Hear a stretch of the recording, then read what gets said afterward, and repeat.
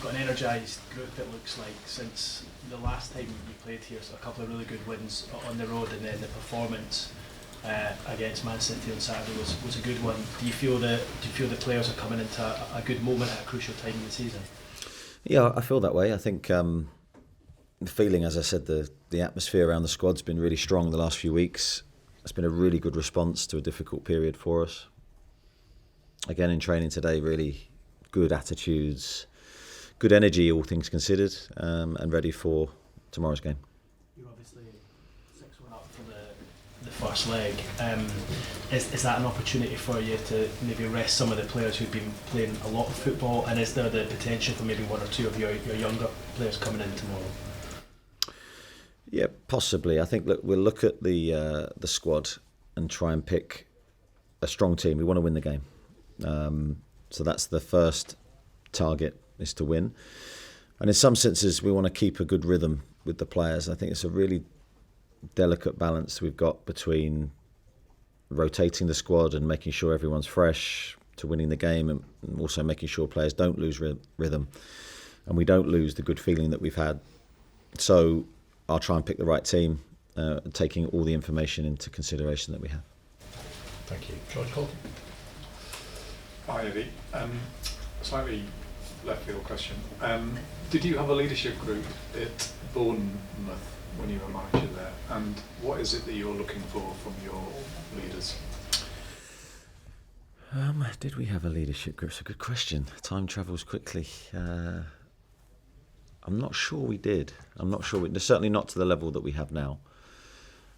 We had some very good leaders in the team that I had there, but I'm not sure we had it officially sort of as we do now.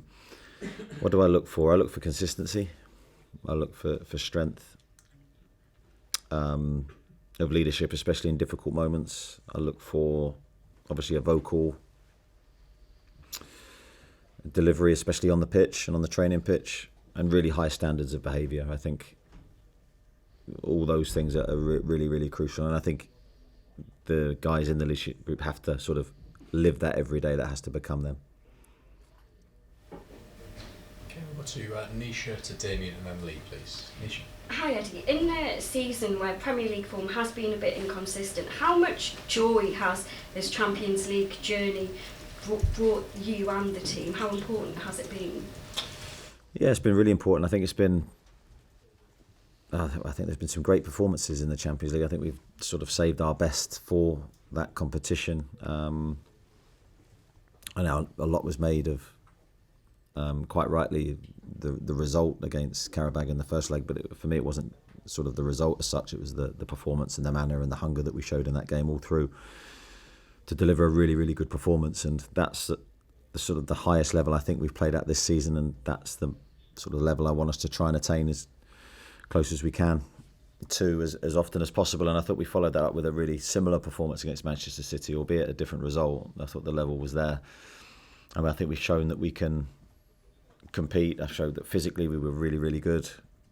And so if that's sort of that performance to try and spark us into life, then great. And that's what we've got to try and aspire to tomorrow. I think we've got to try and hit our very, very best levels, because it's the consistency that, as I said, we've been searching for all season.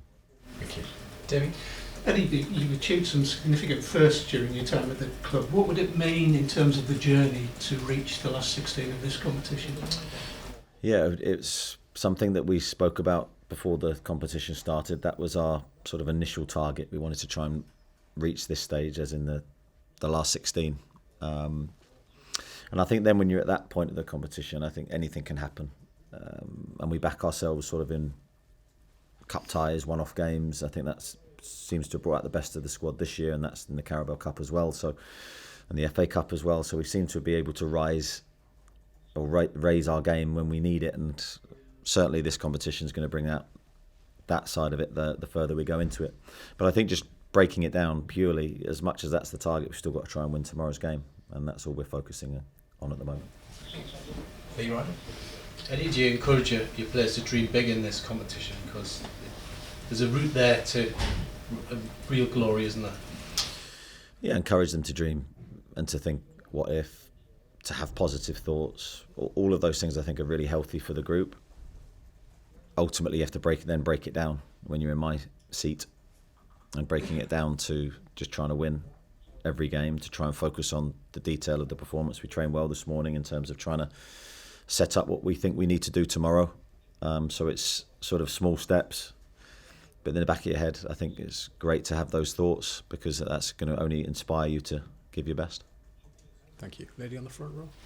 Which Qarabağ player impressed you most in the last game in Baku? Well, as I said many times, I was really impressed with Qarabağ, having watched them a lot in the build-up to the game. I really like the centre-forward Duran. I thought he has been a real threat for them, running in behind with his pace. He's got a real eye for goal. Jankovic in midfield, I think, is a really good footballer. So I think they've got some really good players. I think the first game was about us being at our best. I think we made it difficult for them, but we haven't underestimated them in the build-up to this game, and we've prepared really strongly because we know they're a very good team. Thank you. Daniel? Eddie, the last couple of weeks have probably brought about your best performances in a row of the season. What's pleased you the most in terms of performances in these games? I think if there was one part of our game that I thought was really good, it would be our energy, which has been fluctuated, if we're being honest, throughout the season. But our energy in the last group of games has been really good. I think that started from the right at the top of the pitch with Anthony Gordon, and then filtered back through the rest of the team. And I think when we show that energy and that sort of zip in our game, I think we can compete with anybody. We can make it very uncomfortable for our opponents with our physicality, and then we've got real technical skills when we're at our best to execute what we want on the ball. So I think the physicality, when you consider all the games we've had, has been of a really high level. Of course, this season, as we know, has had its ups and downs, but when it comes to you as a coach and as a manager, are you actually enjoying the challenge that it provides despite the inconsistencies at times? I'm not enjoying the inconsistencies. I'm not enjoying the sort of the low points. We all, as a group, demand a lot of ourselves. That's me and the players, the staff. So we're very self-critical. We're very analytical on what we've delivered. We know we can do better. The challenge is to hit those high levels as often as we can, and we won't be happy if we don't. So I think me and the players share that wish. Thank you. We'll go to Craig, Martin, and then to Jordan, please. Hi Eddie, we've got a new midfield debate to enjoy. Pleased to know. Nick Fontemora, he's Germany's number 9 and we're 3-4 months out from a World Cup. Have you had a conversation with him about that contrast to where he's obviously probably aiming to play for his country, where he's established himself, and to where he is playing now for yourselves? I've had many conversations with Nick on like sort of a broad range of subjects, really. I think even when he's playing as a number 9, as we used him, it wasn't to stretch the line, it was to come lower on the pitch. So I think in terms of his Germany career, without speaking for Nick, I think him playing well in any position for us is only going to help supplement that. Nick is very, very happy playing the role that he has done the last few games. There's no sort of fight with him on that. He's very much all in because he wants to showcase his best skills, and his best skills is technically helping us link play. But I think what we've seen, which maybe has surprised me even to a point, has been his tactical understanding and his ability to understand the press, understand what he needs to do defensively. He's been excellent. He does have a sort of freedom on the ball to take up central positions. He has the freedom to drift to a degree across the pitch, so he's not sort of stranglehold by the position into one place. So I think hopefully we'll see the very best of him. But his position isn't fixed. We can change however we see fit, depending on the game. Thank you. Martin? I think I'm a 10 here to Craig's number 9 on the midfield discussion, unfortunately. Are we talking about a Joe Linton kind of transformation for Nick? No, I wouldn't necessarily say so. I can understand why you would ask the question up, but I'd say Nick was always, in our thoughts, very much a deep-lying player, a deep-lying number 9. All his best work came from starting higher and coming lower.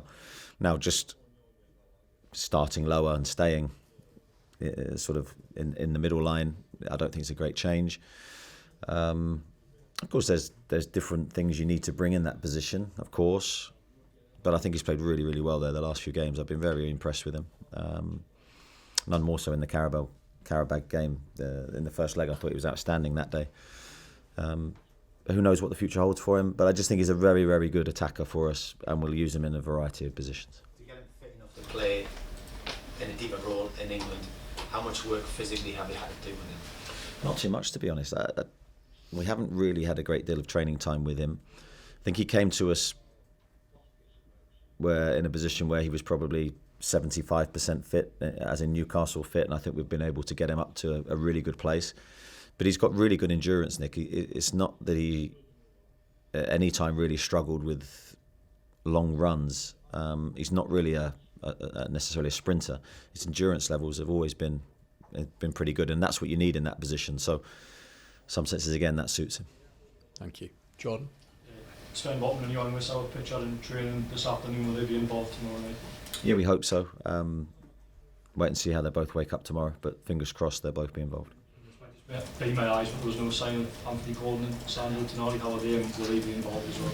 Yeah, there was a few players that we just kept inside today. No real issues. 4 or 5 players, I think, that we just wanted to look after. Thank you. Over to Louise, Gary, and I'll finish with Dom. Hi, Eddie. Do you feel that perhaps next season, if you evolved the style slightly and became maybe better on the ball, could Nick van der Mulder be central to that because of his technical ability and his skills and his flexibility? Yeah, possibly. As I said, the future's an exciting one, regardless of what position we play for him, because I think the hardest season any new player has, in my opinion, coming to a new country is the first one, because everything's new, everything's different. He had a great start for us, which really helped him, but there was always going to be a period where he found it difficult in this league because teams very, very quickly come up with different plans, and everything is then aimed to stop you. So I think he's adapting his game really well. I'm really happy with him. But our style in general, I think, will always change depending on the individuals. But of course, we've got to be successful and we've got to win games, whatever style we pick. So I'm pleased with how the team's looked in the last few weeks. And how important is it that he's got the sort of mental bravery to dare to be different, as in a different context, his GQ fashion shoot, rather highlighted? Did you see that? I haven't seen that, no. It's amazing, absolutely. Was it good? You have to see I know it. his fashion sense is different. Certainly I couldn't pull some of the things off that he wears, and I wouldn't even dare to. But I think he looks good no matter what he wears. He's got a way of showcasing his dress sense off, and it almost matches his personality. He is slightly different. He's got no problem being different, and on the football pitch he's got such unique strengths. I've really enjoyed watching him play the last few games. Thanks, Louise. Gary? Hi, Eddie. Just on Nick again, if he continues to flourish in this new role, are you expecting to have a conversation with Julian Nagelsmann at any point? Obviously, Nick's made himself Germany's first choice number 9 over the last couple of international breaks. Would that be something you'd be expecting if he continues in this role? Not necessarily, because I think the role isn't, as I said, it's not dissimilar to how Germany have used him anyway. If they've played him as a 9, they've asked him to come into lower positions. So I don't think it's a big change, and I'm sure their manager will look at it and go, if he's doing well for Newcastle and he's playing minutes, then that's only going to help his cause. They know what he can do, obviously coming through the youth system there. So I think they'll have no doubts about his strengths and what he can offer the national team. I just hope that he continues to flourish in whatever position we play in. Thank you. Tom? Hi Eddie, just on another German, Malik Chow tomorrow night. He's started every game since his full debut. How do you deal with losing such a consistent starter in your side, but also a player who's played such a key role?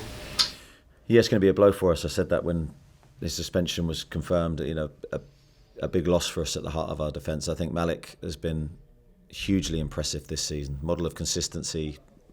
I actually think the last few games again has been some of his strongest of the season. I think he's, considering the amount of games he's played, he's really, really good in that sense. I think on the ball he's come back to being at his very best level. I think defensively he's been superb. So I think it's been an incredible signing for us. He's a great lad as well. Settled in really quickly to the group. So yeah, he'll be a miss, but fingers crossed it's just for one game.